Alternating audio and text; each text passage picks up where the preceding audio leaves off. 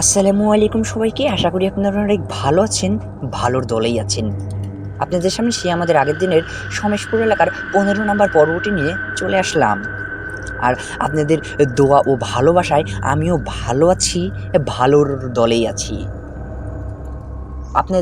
আপনারা আমাকে ভালোবাসেন এবং কি আমি আপনাদেরকে ভালোবাসি বলেই প্রতিদিনের মতন আমি আপনাদেরকে একটু করে ঘটনা শোনাতে পারি আর একটি করে ঘটনা আপনাদের কাছে পৌঁছে দিতে পারি। চলে যাব এখন আমি সরাসরি ঘটনায়। আর ঘটনায় যাওয়ার আগে আমি কিছু কথা বলতে চাচ্ছি। কথাগুলো হচ্ছে, আপনারা যারা 1 থেকে 14 নম্বর পর্ব পর্যন্ত শোনেননি, শুনে আসবেন। যারা সরাসরি 15 নম্বর পর্বটি শুনছেন, সরাসরি 15 নম্বর পর্বটি শুনলে বুঝতে পারবেন না। তাই অনুরোধ রইল 1 থেকে 14 নম্বর পর্ব শোনার পরে তারপরে 15 নম্বর পর্বটি শুনবেন, তাহলে পুরো ঘটনাটা আশা করা যাক বুঝতে পারবেন। এখন আমি চলে যাব সরাসরি ঘটনায়। আর ঘটনায় যাওয়ার আগে আমি ছোট্ট একটু কথা বলতে যাচ্ছি। কথাটি হচ্ছে ঘটনার শুরু থেকে শেষ হওয়া পর্যন্ত এর মধ্যে কোনো ভুল হলে ক্ষমার দৃষ্টিতে দেখবেন। আবারও বলছি, ঘটনার শুরু থেকে শেষ হওয়া পর্যন্ত এর মধ্যে কোনো ভুল হলে ক্ষমার দৃষ্টিতে দেখবেন। চলে যাব এখন আমি সরাসরি ঘটনায়। সমেশপুর এলাকার 15 নম্বর ঘটনাটিতে চলে যাচ্ছি সরাসরি। তখন আমার চাচাতো ভাই চলে গেল ওই রুমের শেষ সীমানার একটা তাক খুলতে, মানে ওই দিকে চলে গিয়েছিল। গিয়ে ওখানে একাই একটা তাক খুলে দেখে যে ভেতরে একটা সাদা কাপড়, আর কাপড়ের সাথে কালারটা ভিন্ন ভিন্ন, ওই লাল লাল লাগছে, রক্ত ভেজা। ওই হসপিটালের একটা 6 নাম্বার তালায় সেটা। তখন আমাদেরকে সবাই মানে আমার চাচাতো ভাই চাচাতো ভাইয়া ডাক দিয়ে বলে যে, ভাইয়া একটু এদিকে আসেন তো। বললাম যে, তুমি কোথায়? তোমাকে তো আমরা দেখতে পাচ্ছি না। ও বলে যে, এই শেষ সীমানে চলে এসেছি আমি, একদম রুমের লাস্টের দিকে। তখন বললাম যে, তখন তাও কিন্তু আমরা ওকে দেখিনি। তখন আমরা হাঁটতে হাঁটতে শেষের দিকে যাই। শেষের দিকে গিয়ে বললাম যে, তুমি একা একা এখানে এসেছো কেন? তখন সে বলে যে, কেন? বললাম যে, তোমার যদি কিছু হয়ে যেত। বলে যে, আরে না, আমরা তো সবাই একসাথে এসেছি, কার কি হবে, আমরা এখানে তো আমরাই। বললাম যে, কেন এখন বলো কি হয়েছে, ডাকলে কেন? তখন বলে যে, দেখেন তো ভাইয়া, এই তাকের মধ্যে আমি এসে খুললাম ড্রয়ারটার মধ্যে, দেখেন তো এটা কি, সাদা একটা কাপড়ের লাল লাল কালার।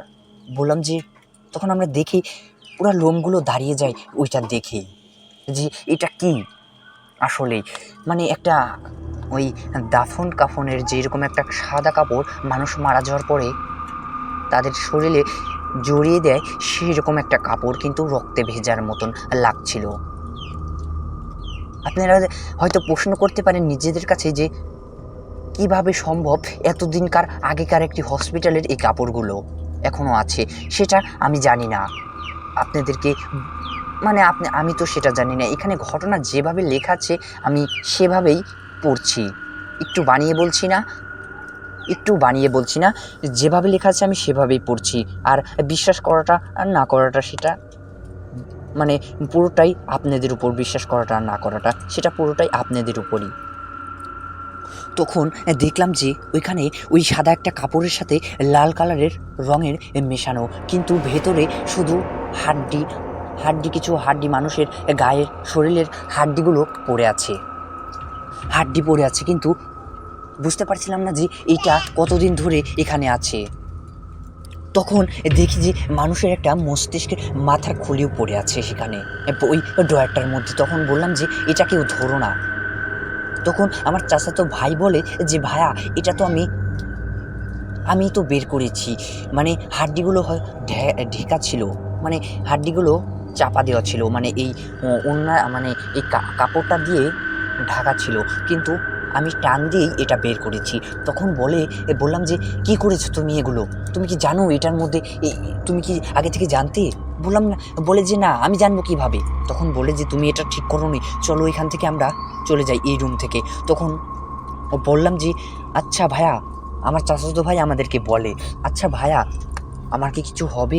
বললাম যে, আশা করা যাক আল্লাহর উপরে সেটা ছেড়ে দাও, আল্লাহ হয়তো তোমাকে বাঁচিয়ে নিতে পারে। তখন বলে, হ্যাঁ, সেটাই যেন হয়।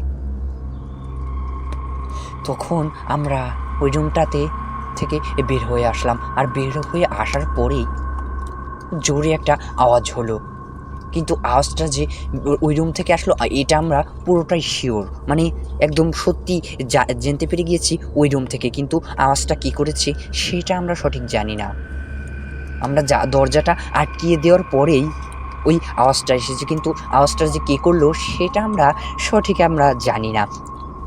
তখন আমি সবাইকে নিয়ে চলে আসলাম লাশ কাটা রুমে। লাশ কাটা রুমে দেখি যে সুন্দরভাবে একটি বিছানা, মানে একটি বেড পড়ে রয়েছে, যেটার উপরে অনেক বড় বড় তুলো, যেটার উপরে মানে তুলো দিয়ে রাখা তুলো। তখন দেখি যে ওইখানে কিছু কেচি মানে যেটা দিয়ে মানুষ কিছু কাটাকাটির জিনিসপত্র করে, আর কিছু ধারালো ছুরি রাখা আছে, কিন্তু ছুরিগুলো এখনো নতুনের মতনই আছে। ছুরিগুলো একদম ধারালো দেখা যাচ্ছে, মনে হচ্ছে মানে দেখে মনে হচ্ছে একদম ধারালো ছুরিগুলো। তখন বললাম যে এটার মধ্যে আসলে কেউ হাত দিও না। আর ওখানে রাখা আছে বলতে মানে পানির কিছু লাইন রাখা আছে, পানির একটা লাইন করা আছে লাশ ধোয়ার জন্য। লাশগুলো নাকি ধোয়ার জন্যই সেই পানির লাইনটা করা ছিল। পাশে একটা ছোট্টখাট্ট, বড় একটা বলতে বেশি বড় না বেশি ছোট না, একটি বালতিও রাখা আছে, আর ছোট্ট একটি মগ দিয়ে হয়তো পানিটা লাশের উপরে দিয়ে তারপরে ধোয়া মোছা করে। সেটাও দেখলাম আমরা, কিন্তু ওইটাই কেউ হাত দিতে সাহস পায় না। কেউ ওইটায় হাত দিতে মূলত সাহস পায় না, বলে যে এখানে আমরা কেউই কিন্তু হাত দেব না, কারণ হাত দিলে যদি আমাদের আগে একজন ভুল করে এসেছে, কিন্তু সেটা জানা সত্ত্বেও কিন্তু আমাদের এটার উপরে হাত দেওয়াটা আসলে মূলত ঠিক হবে না। তখন বলে যে হ্যাঁ, কেউ মূলত এটার উপরে হাত দিও না। তখন সবাই সতর্ক হয়ে যায় যে আমরা এখানে হাত দেব না। এরপরে আমরা তখন বেজেছিল, যখন আমরা 6 তলায় উঠতে মানে উঠেই যখন ঘোরাফেরা করছিলাম, তখন বেজেছিল সন্ধ্যার আজান দেওয়ার 10 মিনিট।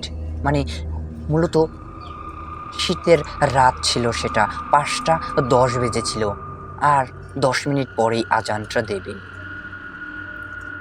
আর 10টা মিনিট পরেই আজানটা দেবে বলে এখানে সম্বোধন করাছে, এখানে লেখা আছে 5টা বাজার, মানে 5টা বেজে 10 মিনিট চলছে, আর 10 মিনিট পরে আজানটা দেবে, সেরকম সন্ধ্যা হয়ে গেছে।